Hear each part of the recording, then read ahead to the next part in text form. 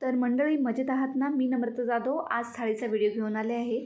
तर थाळीमध्ये आजच्या काय काय आहे चला तर पाहून घेऊया। या ठिकाणी आता थाळीमध्ये पापड आणि चपाती आहे। या ठिकाणी बटाट्याची भाजी आहे, त्यासोबत या ठिकाणी भात आहे। भातासोबत खाण्यासाठी मटकीचा रस्सा आहे आणि सलादमध्ये या ठिकाणी कांदा, लिंबू आणि टोमॅटो आहे। तर ही आहे आपली आजची थाळी।